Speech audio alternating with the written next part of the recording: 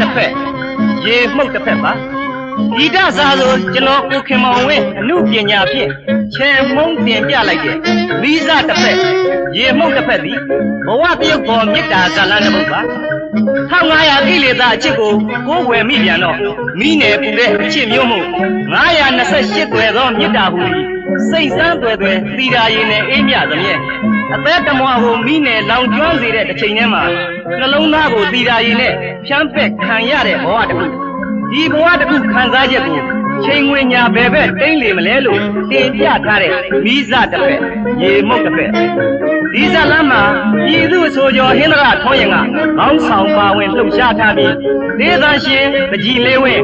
ဒေသရှင်ပဲစုမို့ဒေသရှင်ဝင်းပါပါမို့မြပီတာတို့နဲ့အတူကလေးဇက်ဆောင်များဖြစ်ကြတဲ့တိနိုင်ဝင်းမေနိုင်ဝင်းရေမင်းထွန်းဟင်းသရကျော်စိုးထွန်းတို့ကအဓိကပါဝင်လှုပ်ရှားထားကြပြီးဂီတစာဆိုကိုတင့်မို့ဒေသရှင်မောင်ကန်ဝင်းဂီတစာဆိုထွန်းမင်းအောင်ဒေသရှင်ကျော်ဝင်းအောင်ဒေသရှင်မောင်ကျော်မင်းတို့ကအားဖြည့်ထားကြပါတယ်မိစတစ်ဖက်ရေမှုတ်တစ်ဖက်ဘဝတရုပ်ပေါ်မေတ္တာဇာလန်းကိုဂီတစာဆိုကျွန်တော်ကိုခင်မောင်ဝင်းကခုလိုတင်ပြလိုက်ရပါတယ်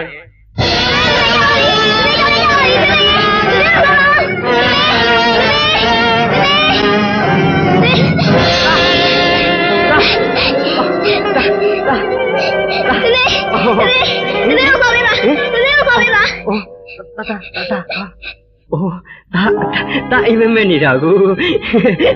ဒါဟိုဒါနဲ့ဟိုဒါလေးတောက်လိုက်တာရော့ရေးတောက်လိုက်နော်ရေးတောက်လိုက်တာလိမ့်မပါတယ်တာရဲ့ဟင်မေတို့မလေးမေကိုခေါ်ပေးပါအော်အေးမေကိုအောက်အော်အေးအိုးတာရဲ့တာမေမေကိုခေါ်ပေးမှာကိုဒီเจ้านี่မေဘာနဲ့တာရဲ့ဒါမေမေလေးဟိုအဝေးကြီးကိုလေဟိုမုတ်ဒီဘောဝဲနေတယ်ဒါပြန်လာမယ်နော်အိတ်တော့ကွယ်နော်ဒါအိတ်တော့နော်မေဘယ်လိုပြန်လာမှာလဲအော်လာမှာပေါ့တာရဲ့ငါသားရဲ့လင်မာပါတယ်ကွာအိတ်တော့နော်အိတ်တော့နော်ဘေဘေက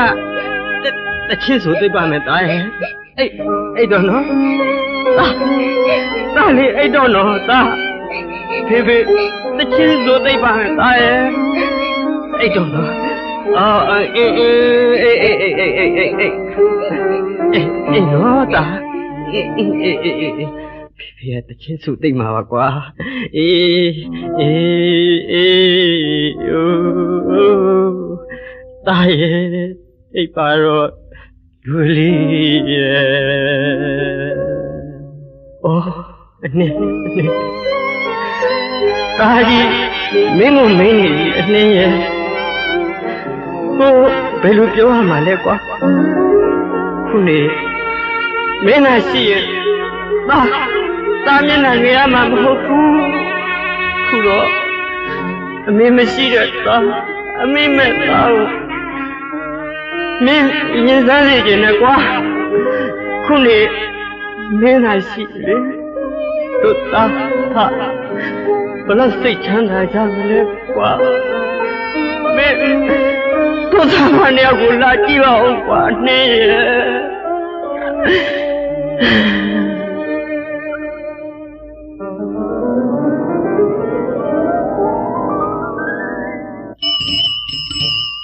အနေရဲ့ဟဲ့အနေ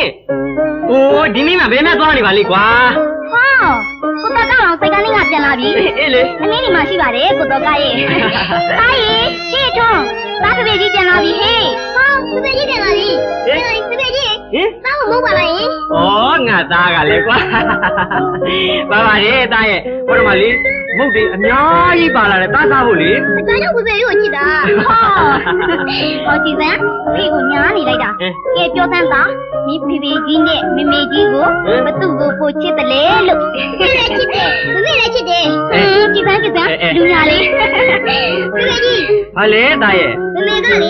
ညီကြီးကြောင့်ဝင်းနေမယ်အတူညီရရတော့မယ်ဟုတ်လားနင်ကလေးကိုဘာလျှောက်ပြောနေလဲဟိုဒီသားလေးကလေဘာလျှောက်ပြောနေတာလဲကလေးကလေမဟုတ်တာဘယ်တော့မှမပြောဘူးကဲပြောတာအနည်းမှာရောနောက်ထပ်ကိုရှိပြီလားဟင် မပြောရင်လေမကြည့်ပါဘူးကိုတော့ကရဲ့သိရပါလေဆိုမှကလေးကနောက်ကရှိနေပြန်ပြီသိစိတ်မကောင်းဖြစ်မနေပါနဲ့အနှင်းရဲ့သားသမီးတရားဆိုတာငါဆုံးမှာကွာကိုတော့ကအလုပ်ကြိုးစားလုပ်မှာပေါ့ဘာမှအားမငယ်နဲ့နော်မိမကိုရှိတယ်ဆိုရင်လေဟိုအနေထိုင်ဆင်ရမယ်ကြားလားနော်ညီလေးရတော့မယ်ညီလေးရတော့မယ်โอ้သားရတယ်ကွာ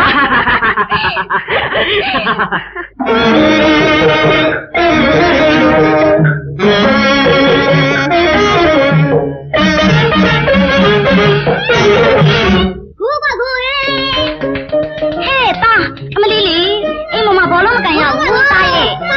အော်မေတ္တာပါလို့ကြာပါပြီဟုတ်မယ်နော်မေအေးမိမိကောက်ပေးမယ်သားမိမိယူပေးပါမယ်အမလေးမိမိလိုက်တာအာမိ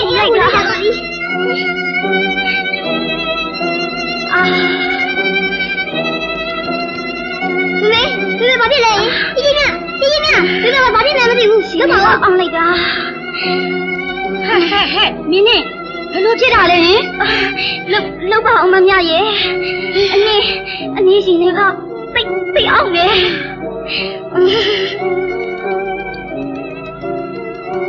အိုးဖေမဖြစ်ဘူးတိုက်ကားဂိမ်းမှာတော့ကောက်သွားခေါ်มาဖြစ်မယ်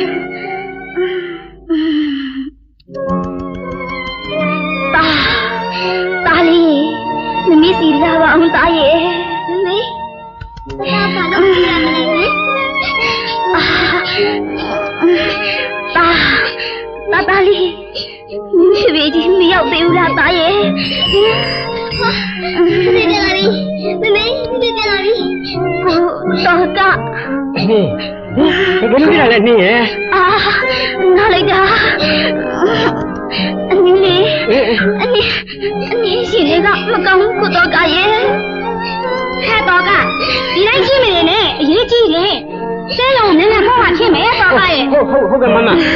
အချင်းကိုခဏကြည့်ထားပါဗျာနော်ကျွန်တော်စက်ကားနဲ့ရှင်းကိုလိုက်ပို့လိုက်အောင်မယ်နော်စိတ်ချသွားသားမှာတော့ကရဲ့နည်းအနည်းအားထိထားပါအနည်းရဲ့ရှင်းကိုသွားကြအောင်နော်မမရဲ့ကျမသားလေးကိုခယူဆိုင်လိုက်ပါနော်သားလေးကိုခယူဆိုင်ကြည့်လိုက်ပါမမရဲ့ကောင်းပါပြီ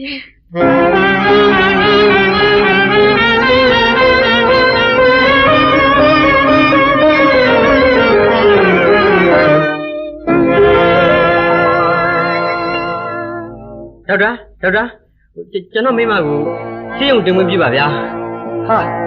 ဘယ်လိုဖြစ်လာကြလဲလူနာကသွေးတောင်တော်တော်ဆုပ်နေပြီပဲဒါ abortion case လို့ခေါ်တယ်ခလေးပြက်ကြတာဗျစိုးရင်ရတယ်ဟုတ်ကဲ့ကျွန်တော်မိမကိုကဲပါအောင်ဒေါက်တာရေကဲဆရာမလူနာကိုဆေးရုံတင်ဝင်ပေးလိုက်ပါဗျာအောက်ဆီဂျင်လည်းပေးလိုက်ပါသွေးရမယ်ဟုတ်ကဲ့ဒေါက်တာဟုတ်ကဲ့ခယူဆိုင်ပါဆရာရေယူဆိုင်ပြပါနော်ဟိုတေးလေးမဆွေးပါနဲ့ကျမတို့ခယူဆိုင်ပါမယ်ဟောလူနာတတိရလာပြီကိုဒီမှာရှိတယ်လေတာလီဟိုတော့ကတာလေးအိမ်မှာလေဟိုဒါတွေမတွေ့ပါနဲ့အနည်းရဲ့ဟိုကျမ်းမဟုတ်အရေးကြီးတယ်မို့လားတာတွေ့ကျင်လိုက်တာကိုတော့ကရဲ့တတိထားပါနဲ့အနည်းရှင်တွေကမကောင်းတော့ဘူးတတိထားပါနဲ့အနည်းနေရတော့မထင်ဘူးကိုတော့ကရဲ့နမိတ်မရှိတာလေပြောနေတယ်အနည်းရဲ့ဆမရှိပါရဲ့ဒေါက်တာလူနာချင်းနေဘယ်လိုရှိတယ်ဆမလူနာချင်းနေသိရှိရရဲ့ဒေါက်တာကိုတော့ကအနင်းကိုသိပါရဲ့အနင်းဝင်နေရတခုကလေတားလေးကိုနေဒီစကားတွေမပြောပါနဲ့အနည်းရဲ့မင်းအားတင်ထားတာမှာကွာနော်အနည်းကိုလေဘယူဆိုင်ကုနေတယ်ကွာတားလေးကိုတွေ့ချင်လိုက်တာတားကိုတွေ့ချင်တဲ့တားရဲ့မိသားအိမ်မှာရှိရတယ်ကွာဘာလို့ကြောက်ပြောနေရလဲမောလိုက်တာကိုတော့ကရဲ့အ အနည်းမျက်လုံးဖြင့်ဒါမှမမြင်ရတော့ တိတ်ထားပါနင်းရဲ့ ကိုတော့ကနဲ့ကိုတော့က အန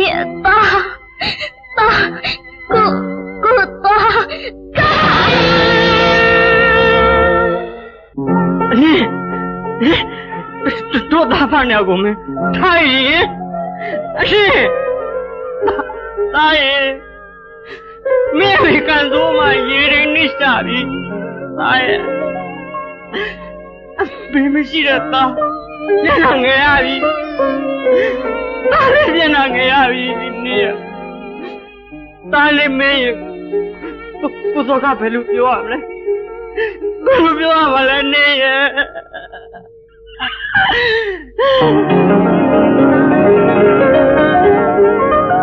သားလီမင်းနေဒီအနှင်းရဲ့ကိုစောကဘယ်လိုပြောရမလဲဟင် ဖေဖေ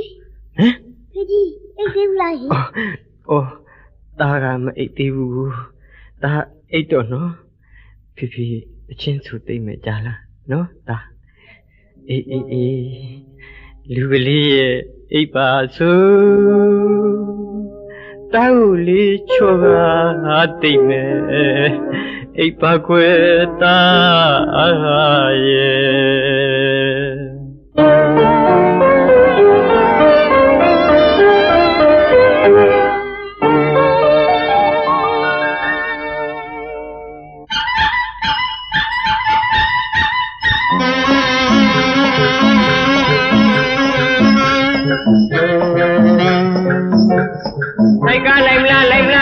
စိုက်ကလိုက်မလားစိုက်ကလိုက်မလားစိုက်ကစကားချူတာအများကိုဗျာသွားလို့ရကူမနေနေယူလို့မို့ဆောင်ပေးမှာသေကိုလားကိုသေမောစိတ်လားကာကေကိုလားသူရကဆုံးနေဘူရာယုံနဲ့ပေါ်မှာစိုက်ကတော့စိုက်ကနေလို့သာလိုက်မလားစိုက်ကလိုက်မလားစိုက်ကလိုက်မလားစကားယူတာအများကိုပြောင်းသွားလို့ရကူမနေသေယူလို့မို့ဆောင်ပေးမှာသေဟုတ်လားသေမောစိတ်လားဟိုကာကေကိုလားသူတကားဆုံးနေပူရာယုံလည်းပေါ်မှာစိုက်ကတော့စိုက်ကနေလို့သာလာပါပြီကြီးတော့လူရကိုခုမှပိုက်ဆံကိုတမပြင်းနေလာပြန်လာဗျာဟောလာပါပြီကြီးတော့လူရကိုခုမှပိုက်ဆံကိုတမပြင်းနေလာပြန်လာဗျာအာမနာနဲ့ညာနော်ပြောပါဗျာသဘောတကားရကောင်းနဲ့သောကဆိုင်ကားပါသေကိုလားအသိမောစိတ်လားကာကေကိုလားလူတကားဆုံးနေဘူရာယုံလည်းပေါ်ပါ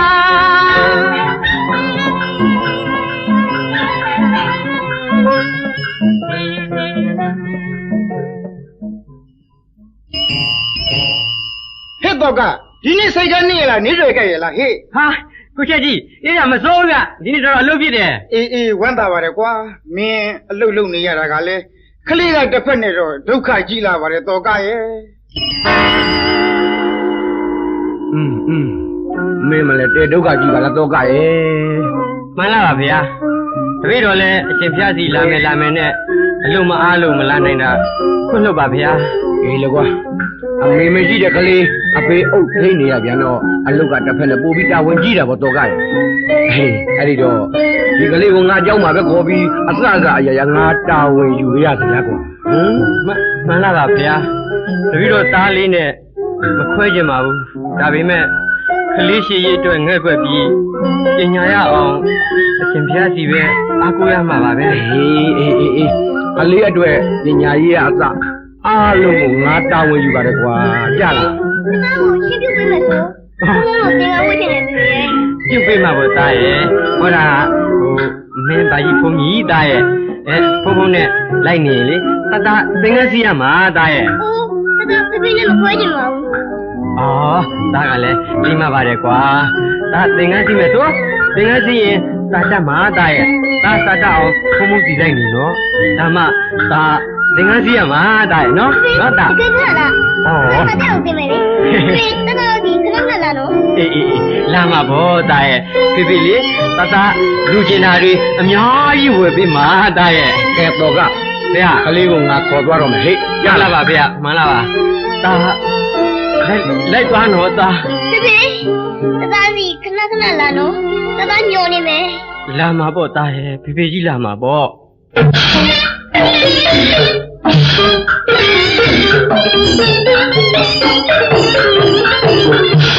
ကိုတော့ကတာလူလီတာလူရှင်ပြူပြအောင်ပြူอ่ะကိုတော့ကရဲ့အနည်းလေးရောက်ရဘွားကတာရီခေါ်ပါမယ် ဩအနှစ်တို့သားအဖကိုမခွဲကျင်မဲခွဲသွားရရှာတယ်အနှစ်ဆန္ဒတွေပြေဝအောင်ကိုတော့ကသားလေးကိုရှင်ပြုရမယ်ကွာတာမဆွဲတကူခွဲနေရတော့ငါသားလေးငါ့ကိုအောက်မိနေမှာပဲသားလေးရှိရဲ့အတွက်တို့သားအဖခွဲနေရတာပါသားရဲ့သားကိုဖေမခွဲရင်မဟုတ်သားရဲ့ ဟဲ့တော့ကသူရုပ်ချစ်ပါလို့စဉ်းစားနေတာလေကွာ ဟာကိုချက်ကြည့်ပါလားခင်ဗျာစိုက်ကအောင်နေဒီပြန်မသေးဘူးလား ငါဒီနေ့နေ့တွေ့မကြိုက်လို့မရသေးပါဘူးကွာအရဖို့တောင်မှမနေ့ရှာခဲ့ရတယ်ကွာ ခင်ဗျာရေချိန်ကိုက်နေမလားဗျာ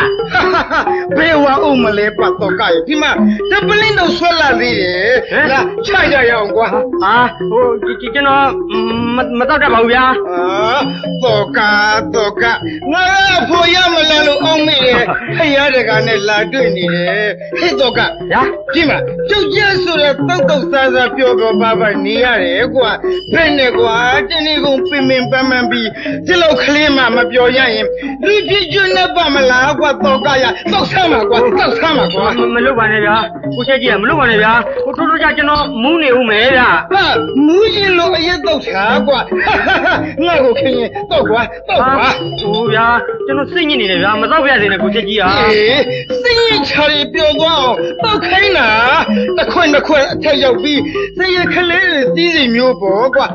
ရောက်ခွာရှားလိုက်ကွာဖြစ်ပါမလားဗျာဖြစ်ပါတယ်တော့လိုက်ဆမ်းပါမင်းကငါကတနာလို့ငါလူရောက်တော့ဆမ်းပါတော့လိုက်ဆမ်းပါ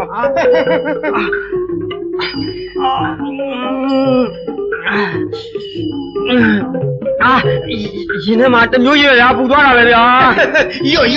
နောက်တစ်ခွက်ပေါက်လိုက်ပြီးတော့ဒီအမီးလေးစလိုက်ဆမ်းပါဒါမှရေချင်းကြိုက်သွားမှာတော့ကရဲ့ဟာဗျာတိတ်များနေမယ်ဗျာဘယ်နဲ့မှန်သွားပြီလားကွာတော့ကတိတ်တော့မဆိုးဗျလုံးကွာလုံးဒါဖြင့်နည်းနည်းထပ်ပေးဗျာဒီလိုမှပေါ့အခုမင်းစိတ်ညစ်တာတွေပြောသွားပြီမဟုတ်လားမရှိတော့ဘူးဗျာတော့ကပြောရပြီဗျပြောရပြီမှတ်ချရှင်းကြီးနဲ့ပေါင်းရင်အသက်ကြီးတွေတော့နုနေရမယ်ကွာကောင်းတယ်ပြည့်စည်ရင်ချက်ကြီးလာတာဟဲ့ဖြစ်တော့ကသူပြောရအောင်မင်းသရှင်းဆိုကွာကျွန်တော်မရတော့ရာဘယ်သရှင်းဆိုရမှာလဲအေးမင်းအတော့ဆိုးကွာဆိုလမ်းမတော့ကရဟုတ်ပြီဆိုမယ်ကျွန်တော်ဆိုရရကောင်းနာနော်ရဲ့တဲ့တွေ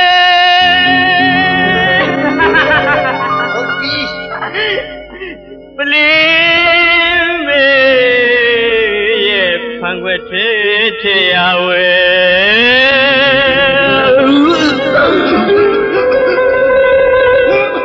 တချင်းကလေးရဲ့အပန်းတလဲနှွဲ့တယ်တောက်မယ်မူတယ် ခါတဲ့ချွေမွေးတော့ခေါ်ကျူပါလေမမွေးရလို့ဘုံတို့တက်ခါရရွာနေနဲ့ကဲ့ရဲ့တဲ့တွေဝီချင်းလဲဝီကွယ်ဝဲလဲဝီရပါလေခင်ဗျာရဆောင်သမားလူရလားလို့လမ်းသွားလမ်းလာလူတကမင်းကအပူစကားသူမလားကွယ်အမောင်လေးနဲ့ကိုချက်ကြီးကောင်းနေနေအောင်တောက်ပြလိုက်ပဲတောက်ပြလိုက်ပဲမိုက်နဲ့စိုးတဲ့ပဝကြီးရဲ့အရက်တစ်ခွက်သာတိမူရမရတာသိရတယ်ကွယ်သူ့တဲ့နောက်ဆုံးထိအချက်ကိုဖက်ခါသေးသွားလေကောင်းတယ်ရောက်ကောင်းတယ်အရင်ကောင်းတယ်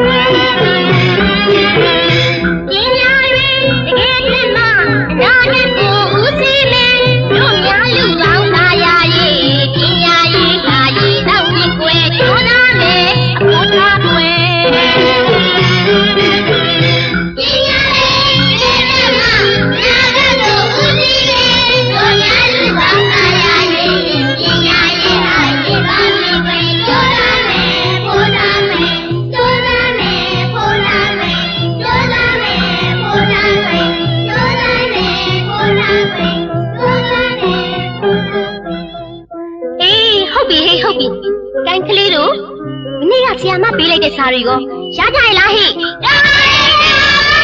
အေးကောင်းပြီတိုင်းဒါဖြစ်ဆရာမမင်းမယ်ရတဲ့သူလက်ညှိုးထောင်ရမယ်နော်ဟုတ်ကဲ့ဆရာမလူမိုက်ဆိုရင်ရှောင်းသွေးလွယ်လူဆိုတဲ့ကြရဲ့တန်ဘက်ကိုဘသူရတယ်လဲဟိကဲပြောသားမင်းတို့မရကြဘူးလားကျွန်တော်ရပါတယ်ဆရာမဟောအထွန်းမင်းရသလားကဲဒါဖြစ်ဆိုသားလူမိုက်ဆိုရင်ရှောင်းသွေးလွယ်လို့မမီဝဲနဲ့ကင်းအောင်လေပညာရှိကိုအရှိကျွဲလို့မိဝဲစည်းကနီးယူစေသုံးပါးရတနာမိပါများနဲ့ဆရာသမားကိုပူဇော်လေချမ်းသာကိုပေးဆက်ဆံရေးညှို့တွေသုံးချက်ပေးအဲ့ဒါမှဗုဒ္ဓဝါဒကပ္ပမင်္ဂလာပေးအေးအထွန်းကလေကျောင်းသားတစ်ဆိုပေမဲ့စာတော်တယ်မှတ်ထားကြနော်အဲ့ဒီကြာတန်မောက်ကလေးဟာ38ဖြာမင်္ဂလာတုတ်ခဲကအတိဝနစပါလဲနံတန်တိတန်နေစာအတိဝနံပူဇာစပူဇာနေရနံအေးတံမင်္ဂလာမုတ်တမန်ဆိုတဲ့ပါဏိကိုမြမလို့ပြန်ထားတာပဲကွမှတ်မိကြရလားဟိအေးစာကိုကြိုးစားခဲ့ရမယ်ကျောင်းမှန်တဲ့စာမခက်ဘူးမဟုတ်လားကွကဲပါလေလေကျောင်းမှန်တဲ့စာမယ်ကဲကျောင်းမှန်တဲ့စာမယ်ကဲကျောင်းမှန်တဲ့စာမယ်ကဲ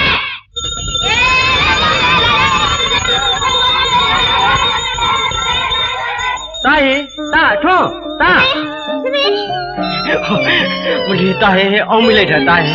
ရော့တာကိုမုတ်ဒီဖေဖေဝဲလာတယ်ဟောတာလေတာနဲ့လိုက်မယ်ထင်လို့ဖေဖေအင်ကြီးလေးဝဲလာတယ်ဝကြည့်တာဟာသိနေတာပဲနော်ဒါနဲ့တာဒီတော်တက်ပြီလားဟဲ့တာပဲနေပြီဖေဖေတာကိုတင်အားစီးပေးမယ်ဆိုစီးပေးမှာပေါ့တာဟေမင်းဘာကြီးဖုန်းကြီးနဲ့တိုင်မရအောင်မေတာဟေတာကြိုးစားတယ်နော်ဟုတ်ကဲ့ဖေဖေကဲလာဘာကြီးဖုန်းကြီးစီသွားအောင်ပါနော်လာတာအေးလာလိမ်မလိုက်တာတာဟေလာ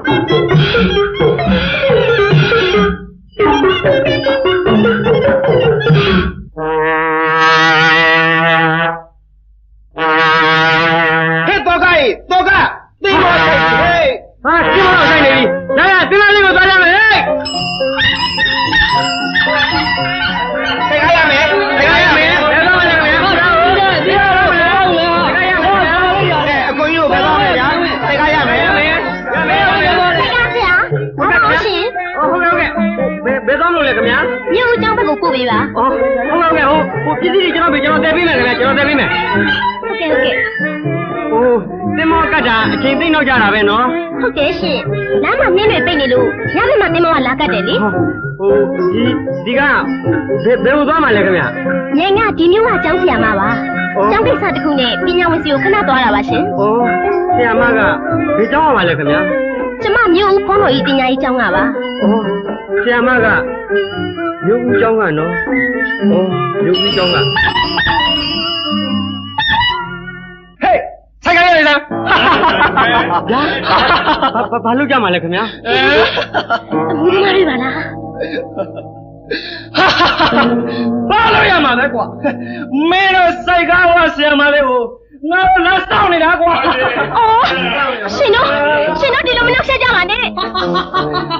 ဆရာမကလည်းဗျာကျွန်တော်တို့ကဆရာမကိုကူညီမလို့လားမဟုတ်လားကွာကျွန်တော်ရှင်ပြီးတော့ဆရာမကကျွန်တော်တို့ကိုတစ်ဖက်ပြန်ကူညီတော့ဟာရှင်တို့ရှင်မူပြီးကျမချင်းမဆန်နာတော့ဝင်နေရှင်ဒီမှာဆရာမမခင်နေရဲ့တို့ကူညီတာတော်ကားတာလားပြီးတော့ဒီကောင်ကဆက်လိုက်စမ်းပါကွာရှင်တို့ဒီလိုမမေးညပါနဲ့ကျမလက်ကိုတော့ဒီမှာနောင်ကြီးတို့မိန်းကလေးကမင်းကမောင်တယောက်ပါခင်ဗျာခင်ဗျားတို့အပြစ်မှုပါတိတ်ရင်းလုံးပါတယ်ဗျာဟာကွာစိတ်ကောင်းလားကွာလူဘာဝတကားပြောလို့မင်းလည်းမဆိုင်ဘူးလေမင်းကြောက်လေဟဲ့မဆိုင်ပါနဲ့ဒါကျွန်တော်ရဲ့ခီးတယ်ပါဗျာဟဲ့ကောင်စိတ်ကောင်းသမားတာထုံးနဲ့ကြော်စရာဆိုရင်တခိုးမှပြန်ပြောရဲရောက်ဘူးကွာပြောလိုက်တာမခင်နိုင်ငါတို့လိုက်တော့မယ်မလိုက်ဘူးတော့ပါကောပြေအောင်ပြေပါဦးဟဲ့လူတွေဒါတော့မတော်ရကြနဲ့ဗျာဆွလိုက်ပါဟဲ့ကွာဒီလိုပြောမယ်ကောဆက်မရှိကြတော့နေတော့အခုတော့ရေကုန်ကြပြီ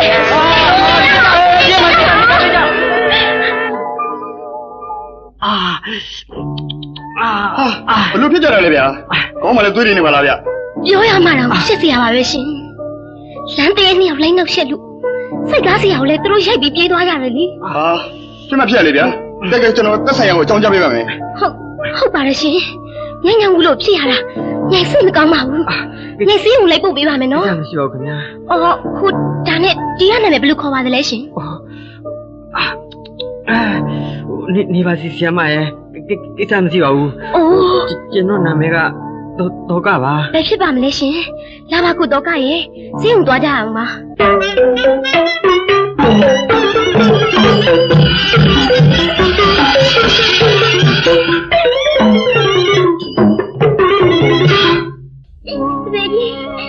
ကယ်ကြီးပါလေသသားကြီးကနာနာမယ်ဆိုပြီး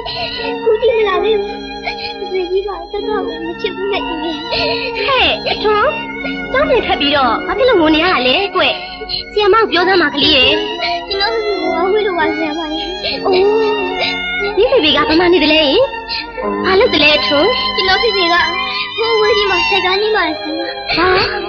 စိတ်ကားနေနေဟုတ်လားဟုတ်ကဲ့ဆီယမဟဲ့အထုံးဘာဖြစ်နေတာလဲကွကျောင်းမတက်သေးဘူးလားဟမ်ဖုံကြလာပြီသူ့အဖေမလာလို့ကျောင်းပြင်ထွက်ပြီးတော့ငိုနေတယ်လေဖုံရဲ့ဟုတ်ပြီဒါပဲတော့ကလည်းကူတလို့ပေါ်မလာတာကြားလာပြီလေလေခလေးဆိုတော့လည်းအောင်းမရှာမပေါ်ဟင်တော့ကဟုတ်လားအရှင်ဖေဟုတ်တယ်တကယ်မလေးရဲ့စိတ်ကားသမားတော့ကလေတော့ကနဲ့ဖုံကညီရကူကွဒီကလေးကဖုံတူပေါ့အမေမရှိတော့လို့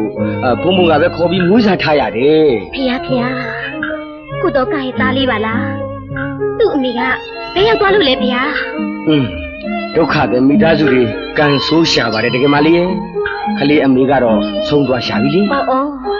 တောကခလေးတယောက်နဲ့ဗျာများနေတော့ဖုံဖုံကပဲဒီကလေးအတွက်အစအရာရာတာဝန်ယူပြီးစောင့်ရှောက်နေရတယ်ပေါ့။အိုးဖြစ်မဖြစ်ရလေစိတ်မကောင်းစရာပဲအရှင်ဖေဟာ။ထုံးကလေးကတော့သူ့အမေဆုံးသွားရှာတာကိုမသိရှာပါဘူးလေ။မိဘမြစ်တာဆာလုံးမို့တိတ်နေတဲ့ကလေးတယောက်ပဲပေါ့။သူ့အဖေကသူကသိချစ်တာတကယ်မှမှန်လားပါဖေဟာဒီကလေးကိုလေတပည့်တော်မှတတ်နိုင်တယ်လို့ကုညီဆောက်ရှောက်ပါမယ်ဖေဟာတာဓုကွယ်တာဓုအိုးကုတော်ကသူ့ဘဝကတနာစရာပါကလား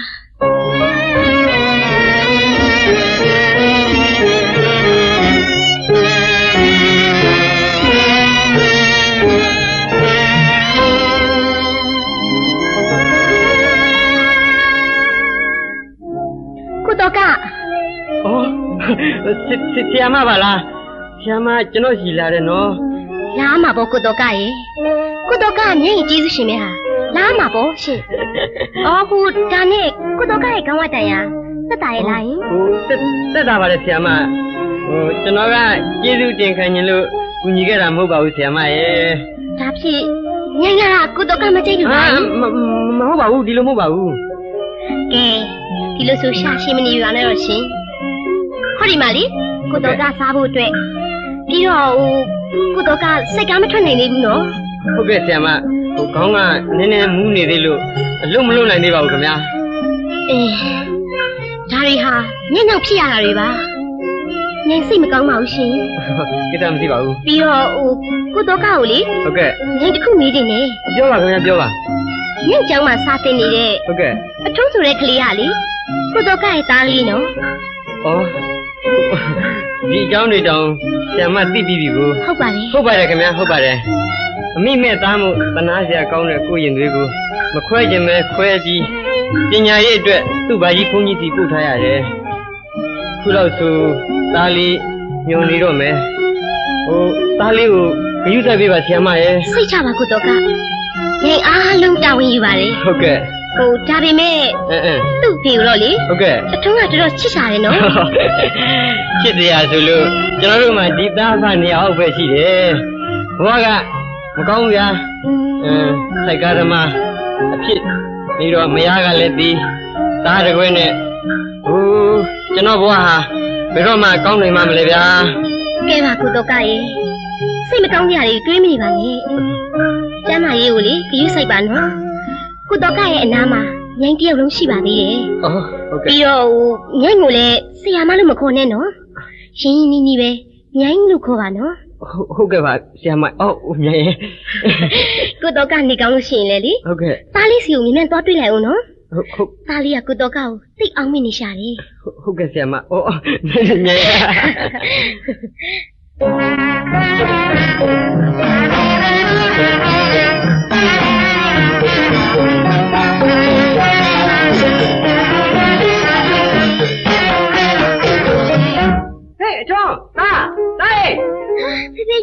ညိုင်းဖေကြီး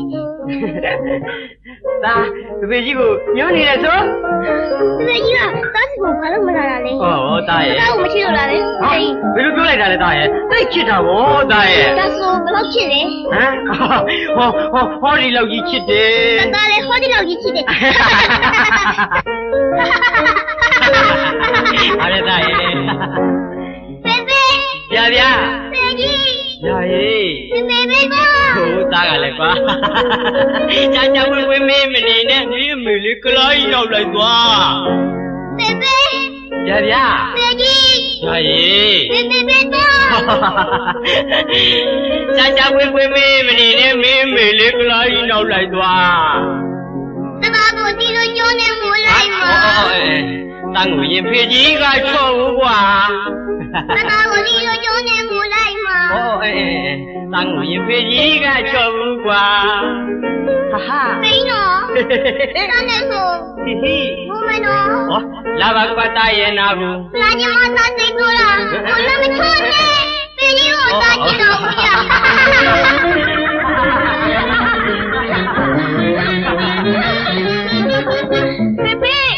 ဗျာဖေကြီးညာရေးမေပဲတော့သားကလည်းကွာကြာဝင်းမင်းမနေနဲ့မင်းမေလေးကလေးလောက်လိုက်သွားဖေ ဗျာ ဖေကြီး ဒါကြီး မေမေပဲတော့ သားကလည်းကွာကြာဝေးမင်းမနေနဲ့မင်းမေလေးကလာကြီးနောက်လိုက်သွား တတကိုဒီလိုပြောနေငိုလိုက်ပါ တန်းကိုရင်ဖေကြီးကစိတ်ကူးပါ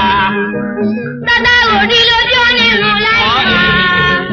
တန်းကိုရင်ဖေကြီးကမထော်တော့ဘူးကွာမထော်တော့ဘူးဟာ ဖေကြီးတော့ ဟေး သွားနေဆိုငိုမှာတော့ လာပါပတ်တရဲ့နာဘူး မလာဒီမှာတစိတ်ဆိုတာအိုလည်းမချမ်းနဲ့ဖေကြီးကိုသားချစ်တော့ဗျာဖေဖေတတကိုရှင်ပြပေးမယ်ဆို ပြုတ်ပေးမှာဗောတာရဲ့ခုလေသားကိုရှင်ပြုဖို့ဖေဖေပတ်စံနေစုလို့ရပြီ ဒါဖြင့်ဘတော့ရှင်ပြပေးမှာလေတတသင်္ကန်းစည်းကျင်လာပြီ တာရဲ့ဘာဖုန်းကြီးကိုပြောပြီးပြုတ်မှာဗောပြီးတော့တာကသင်္ကန်းတော်တွေပရိသေတ်တွေကိုရပါလား သင်္ကန်းတောင်းနဲ့တက်ပြီးဒီစိတ်လည်းရပြီ ဒါဖြင့်ဖေဖေကြီးကိုဆိုပြမယ် တကယ်လာဝိတာဒုက္ခနိဒရဏလိမ္မာနိဗ္ဗာန်သာသိသိကလနာယဤမေတ္တာကိုသိရောဘာဘာတိတာမေမဲလေအနုကမေဥပါဒာယတကယ်လာဝိတာဒုက္ခနိဒရဏလိမ္မာ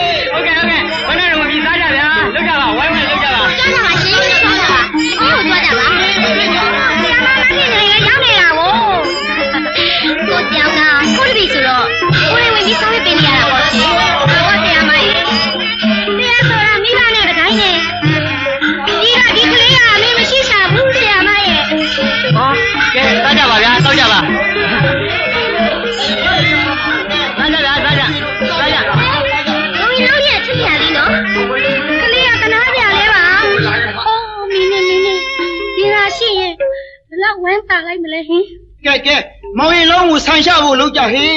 ဟဲ့တော့ကခင်ဗျားကရေအလှရှင်ဆိုတာဆန်ရှာဖို့တပည့်လားကြင်ရတယ်ကွာ ဟုတ်ကဲ့ကျွန်တော်လာပါခင်ဗျာကျွန်တော်လာပါပြီ ဖေဖေ ဘာလဲတာရဲ့ ဒါတို့တငယ်ချင်းနဲ့ရှင်ပြုလို့ခေါင်းရည်လေသူတို့အဖေနဲ့အမေကတစ်ဖက်ကိုခိုးပဲဒီဘက်ကင်ရတယ်ဖေဖေ ဟေးလေ ဘူးတော့မရှိလို့ဖေဖေတယောက်တည်းကင်ရတယ်နော် တာရဲ့မင်းဘာလဲတောက်ပြောနေရလဲကွာ ဟုတ်တယ်လေဖေဖေရဲ့မိသားရှိရင်ဖေဖေရဲ့မေရဲ့ တာအထွန်းဒီဖေးတဲ့ကွဲအောင်မပြောရနဲ့တာရဲ့ ထွန်းဝနေပါလားဆရာမရဲ့တော့ကဝိုင်းပြီးတော့ဖွင့်နေလိုက်ပါဦးဆရာမရဲ့ဟုတ်ကဲ့ရှင်ကိုတော့ခပ်ပေးပေးတပည့်ပစံကိုမြင်ကြပြီးပါမယ်ဆီယာမလားသာမေမေမဟုတ်ပဲနဲ့တစ်ဖက်ကင်နေနော် ဟဲ့သားထွန်းဆီယမစိတ်မကောင်းအောင်မပြောပါနဲ့ကွယ်ဆီယမကတားကိုချစ်လို့ပါ အိုးအထွန်းရဲ့ဆီယာမလေမင်းမေမေမဟုတ်ပဲမဲ့မင်းမေနေရမှာဆီယာမကလေအိုးငါမလေးပြောနေပါလေ ဟောဖုန်းကြီးတော့ကြွလာပြီဟေးကဲလာရောက်ဖုန်းကြီးကိုကြောက်ရအောင်ဟေး တော့ကရဲ့သားလေးအထုံးကိုသာသနာပေါင်းတွင်းနဲ့ဒီအလူပွဲခမြောက်အောင်မြင်ပါပြီကွာဟဲ့အလူရှင်တော့က မှန်လားပါဗျာတတိတော့ဒီမှာရှိပါတယ်ဗျာ အလူအမမရှိတော့ညာလဲအမိကိုရည်စူးပြီးလူတဲ့အလူဒါနပဲပဲလို့အောင်းမကြလာကဲရေသက်ချမယ်ဟေးရေခွက်ကိုပဲအာယုံပြုတ်ပြီးတော့ကြလာ မှန်လားပါဗျာမှန်လားပါ ဗန္ဒီအဲ့ဒီအနွယ်ကအရှင်သူမြတ်တို့မယားမယန်းတပည့်တော်တို့ဒီတန္တရာဝတ္တဒုက္ခတော့တန္တရာဝဆင်းရဲမှာမောဒနာထားရလွတ်မြောက်ပါရကြဲကျုံးငါ၎င်းအရာဓမ္မအရဟတမေအရဟတမေအရဟတ ဟေးမမြဘာဖြစ်လို့မျက်ရည်ကျနေရလဲခုလိုမြင်ရတော့ကလေးရမယ်မင်းတို့တတိယလူပါဆရာမရဲ့အော်ကျမလည်းစိတ်မကောင်းပါဘူးမမြရဲ့သူ့သားလေးကိုရှင်ပြုပေးဖို့သူခင်ဗျာမသေးကြီးကအဖားရှာတဲ့ဆရာမရဲ့ကဲအမြဝေပြီးတော့ကရေအမြဝေပြီးတော့ မှန်လားပါဖေအားလုံးကြားကြသမျှအမြ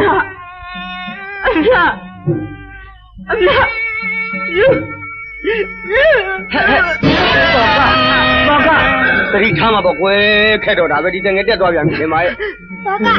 ဟဲ့တော့ကတတိထားသားမှာတော့ကရဲ့အနေမင်းသားရင်ရှင်ပြူပြီးပြီအနေရဲ့လာကြည့်ပါဦးအနေရဲ့မင်းသားကိုရင်လေမင်းကိုမေးတယ်ပြီအခုတော့မင်းပြည်နိုင်တော့မဟုတ်လားတင်ကားကိုကလေးနဲ့လေမင်းသားလေးကိုမြင်နေတဲ့ဆိုအခုတော့အမေမရှိတဲ့သားမျက်နှာလေးကိုလာကြည့်ပါဦးအနေတော့ကဟဲ့တော့ကစိတ်မကောင်းစရာတွေတွေးမနေပါနဲ့ကွယ်အလူကြီးလည်းပြင်းမြောက်သွားပြီလေသာဓုအနုမောဒနာခေါ်ဖို့အမြတ်တမ်းဝေစားမှာခွဲဒါမှလည်းရောက်ရဘဝကတစ်ဖက်လူကျွတ်တန်းဝင်နေရှာမပေါ့ကွယ်နေမေတ္တာကြီးတော်တော်ဝင်နေပွဲမှာသာဓုအလူလို့ရောက်ရဘဝကသာဓုခေါ်ပါနေအားလုံးရသမျှ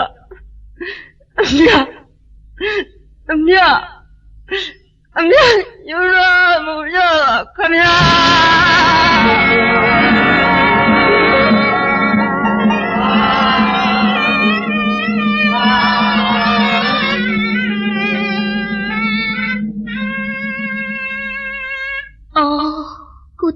ကုတောကရိုးရိုးသားသားနဲ့သူတို့သားပါရဲ့ဘဝမနာရပါကလားနော်သူ့ဘဝကစိတ်ကားဓမ္မဆိုပေမဲ့စိတ်ထားကမြင့်မြတ်ပါလေပြီးတော့လေငါ့ကိုလေသူ့တန်ရောစီတွေ့နေရှာတယ်အိုးငါဘာတွေတွေးနေမိပါလဲမခင်မြိုင်အော်ကိုတော့ကပါလားဘယ်ကလာတယ်လဲယင်ကျွန်တော်မခင်မြိုင်စီတမင်တက်လာတာပါမခင်မြိုင်ကြောင်းမသွားဘူးလားဟင်ဟိုငိမ့်ဒီနေ့ခွင့်ထားတယ်လေဟင်မကောင်းလို့လားမခင်မြိုင်ဟေးငိမ့်ဘာမှမဖြစ်ပါဘူးဒါဖြင့်ကျွန်တော်ပေါ်မခင်မြိုင်စိတ်များဆိုးနေသလားလို့ရှင်ကိုတော့ကကိုငိမ့်ကဘာကြောင့်စိတ်ဆိုးရမှာလဲမဟုတ်ဘူးလေဟိုအလူနေ့ကမခင်မြိုင်စိတ်မကောင်းဖြစ်သွားသလားလို့ပါ။အိုးဒါကတော့ရှင်လူတွေမှလို့နွားကြတိုက်တာပဲစိတ်ဆိုးကြမှာမဟုတ်တာပဲရှင်။ဟုတ်ပါတယ်လေ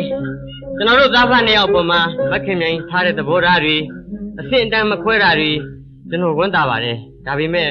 ကျွန်တော်ဘဝကမပြည့်စုံဘူးမခင်မြိုင်ရဲ့အချိန်တန်လို့အိမ်ပြန်ရပေမဲ့အိတ်တန်းရှာမရတဲ့ဘဝပါ။သွန်လာရောဟောတာကိုရင်လာပြီဟင်ကိုရင်စုံရကြွားလာပြီဟင်အိုးဖေတကာကြီးကဆီယမရှိရောက်နေတာဦးဟောလာလေတာပါကိုရင်ရဲ့ဒါကတော့ဖေလာမယ်ဆိုလို့ညှို့နေမိမဲ့ဖေတကာကြီးကတောင်းမချစ်ပါဘူးဆီယမရှိပဲတော်နေလာပါဦးကိုရင်ရဲ့ဖေတကာကြီးကလေ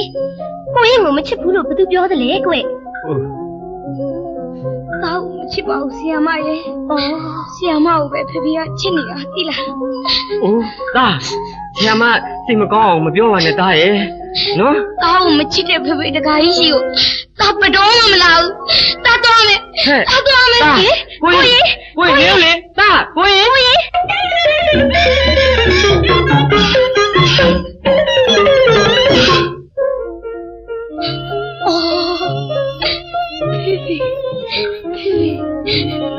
ကငါ့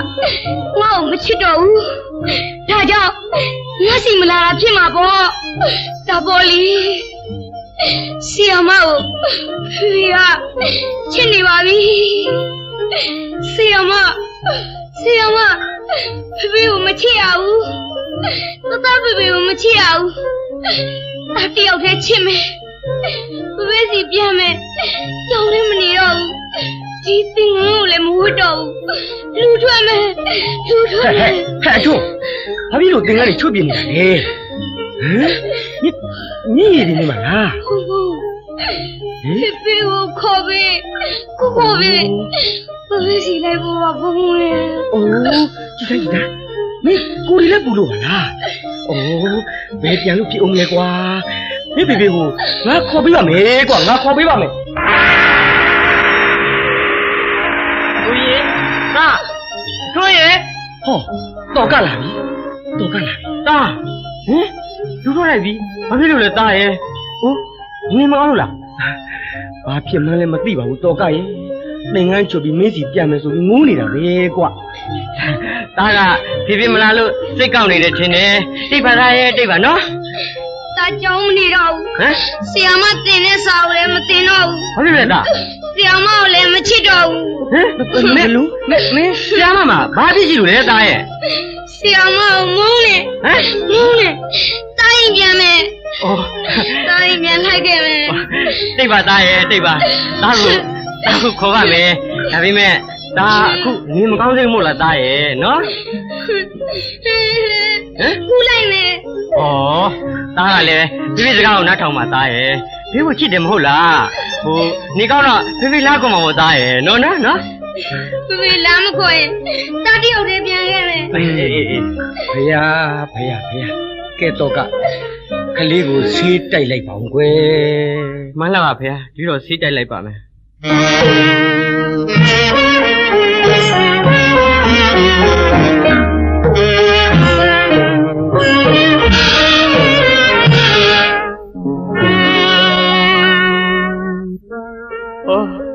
တော့ကမင်းဘဝမှာအဖော်မရတော့ပါလားဟင်အချစ်ကြံဆန္ဒကြီးလားကွာမင်းချစ်နေတဲ့ဆရာမအပေါ်ကြတော့လေဖွင့်ပြောလို့မရတဲ့ဘဝပြီးတော့ငါသားလေးအမိမဲတဲ့သားလေးကိုလေငါဘယ်လိုပြောရမလဲဟင်တစ်ဖက်က1500ကိလေသာမင်းနဲ့ပူတဲ့အချင်းမျိုးငါရင်မလောင်ကျွမ်းနေပါပို့လားပြီးတော့928မိဘလိုချစ်ရတဲ့မေတ္တာမျိုးရေလိုအေးမြတဲ့အချစ်မျိုးအသေးကိုမိသားနဲ့မြိတ်ခံရတဲ့တစ်ချိန်တည်းမှာနှလုံးသားကိုတီတာရင်နဲ့ပက်ဖြန်းခံရတဲ့ဘဝမျိုးမိရဲ့ရေရဲ့အဲ့ဒီလိုအချစ်မျိုးမခင်မြသူ့တိတ်ခါသူ့ဘဝငါအပေါ်ကိုမငဲ့ကွက်ပဲတန်ရိုးစီတွင်နေရှာတယ်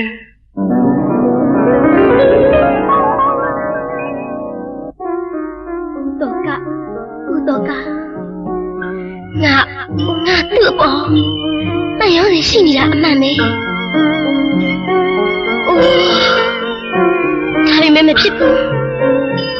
ပါဘူးလေသူတို့သားပိုင်ဘဝငါကြောင့်မပြည့်စည်စေချင်ဘူးမလောင်ကျွမ်းစေချင်ဘူးကုတော့ကရဲ့မိခင်ဘယ်လိုပြောရမလဲ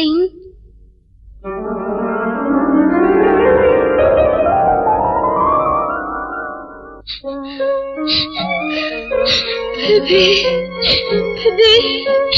တတကိုချစ်တယ်နော်ဖေကိုလေတတကတိတ်ချစ်တာသိလားဆီယမကိုမချစ်အောင်နော်ဖေကိုလေတတယောက်တည်းချစ်မှာသိလား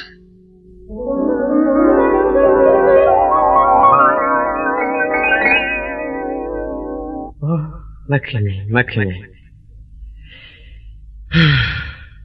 တာအိုးငါဘဝအဖြစ်ဆိုးလာကြလားကွာစံကျင်ပဲနှစ်ခုကြားမှာ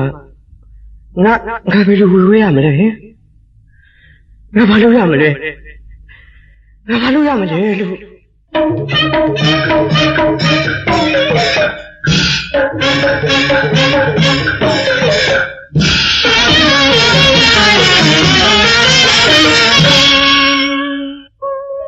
မခင်မြိုင်ဟင်ကိုတော့ကကြည်စမ်းသူဘယ်တော့ဒီနောက်ရောက်နေရလဲဘာလဲကျွန်တော်လာတာမကြိုက်လို့လားဟာလေစိတ်ကောက်သွားပြန်ပြီလားစိတ်မကောက်ရဲပါဘူးမခင်မြိုင်ရဲ့မပြောညီ၍မရှင်မိုင်ကြီးစိတ်လက်လေးနဲ့သွေးသည်အထိလူမသိခဲ့ဆိုသလိုကိုဘဝကအုံမုန်းဆန်လွန်းလာပါတယ်ထားဖို့ရှင်အုံမုန်းကူလူမသိဆိုသလိုတကူတော့ဆွေးနေရတာကိုတော့ငိမ့်ပဲသိပါမလဲဟုတ်ပါတယ်လေတိလျက်နဲ့ဝိဘက်ကြမှာမကင်းတော့စိတ်ဆင်းရဲနေရတဲ့ကိုဘဝရှင်းပဲပြောချင်တယ်ငဲ့ငူကျွန်တော်လက်ထပ်ပြစီဗျာအိုးဖြစ်နိုင်မှာမလားကိုတော့ကရဲ့ရှစ်တာနဲ့အိမ်အောင်ရေးတစ်ခုဖန်ကြီးတယ်ဆိုတာဟာတခြားစီပါရှင်တော့ကဘဝဘယ်တော့မှအဖော်မရတော့ဘူးဆိုတာနားလည်ပါပြီလေဒါဖြင့်ကျွန်တော်ပြန်မရစီဆရာမရဲ့ကိုတော့ကနားထောင်နေပါလေဆရာမကိုတော့ကကိုလေငါမချစ်ဘူးလို့အပြောရသေးပါလားရှင်ဒါဖြင့်ဆရာမကျွန်တော်ကိုချစ်တယ်နော်ကဲလာပြီနော်အော်ကိုတော့က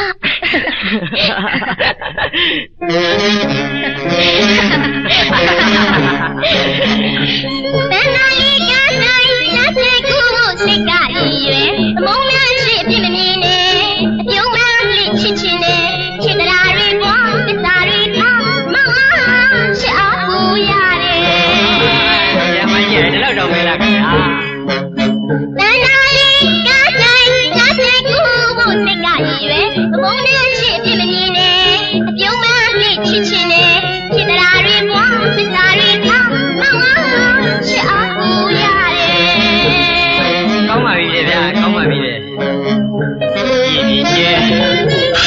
ဒီပင်လေခီလာရှိတော့အလဲမကြီးရန်ခုခတ်မယ်ကွယ်လက်ချင်းခက်သက်ချင်းဆက်တော့နဲ့တောင်းလဲမောနဲ့မီးရဲ့ဒီကျဲဒီပင်လေခီလာရှိတော့အလဲမကြီးရန်ခုခတ်မယ်ကွယ်လက်ချင်းခက်သက်ချင်းဆက်တော့နဲ့တောင်းလဲမောနဲ့မီးရဲ့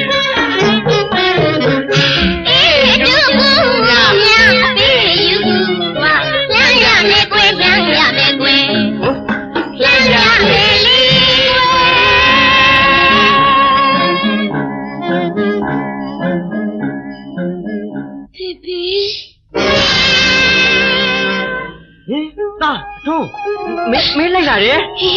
အထူးဆီယမတော်ပြီပါဆီယမဖေကအသားတို့မချစ်တော့ဘူးဟုတ်တာဆီယမပြောနေတာလေဆီယမဟုတ်လားဖေကချစ်တယ်ကျွန်တော်မချစ်တော့ဘူးတာလေဘယ်လိုလုပ်လိုက်တာလဲတာရဲ့တာကိုဖေမချစ်ပဲနေပါမလားလို့သာသိပါပြီဖေနဲ့တာမနေတော့ဘူးတာသွားမယ်တာသွားမယ်တာဟဲ့တာဘယ်လိုလဲမသွားနဲ့လေမသွားနဲ့တာမသွားနဲ့မပြေးနဲ့လေမပြေးနဲ့အထူးတာတော့မလိုက်နဲ့ပါလေဘုမပါလာနေအထူးမပြေးနဲ့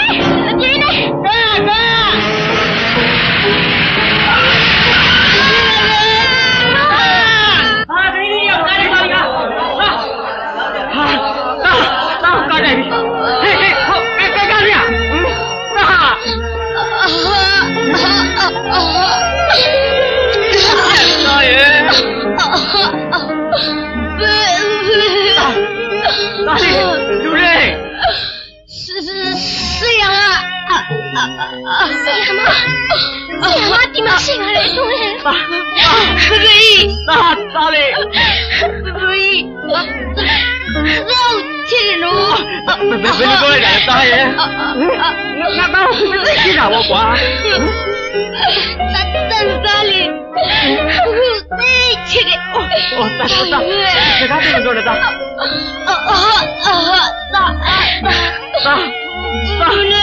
乖呀，咋嘞？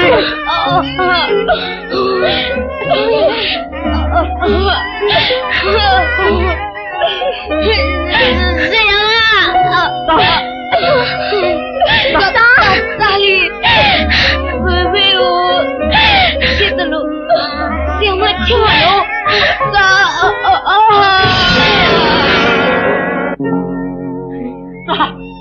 咋嘞？你出来哟！录叫吧，我呀！见到咋嘞？你咋？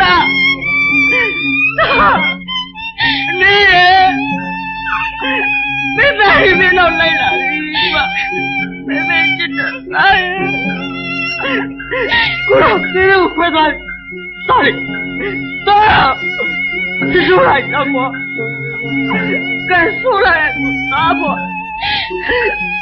你个鬼呀你！你个鬼呀你！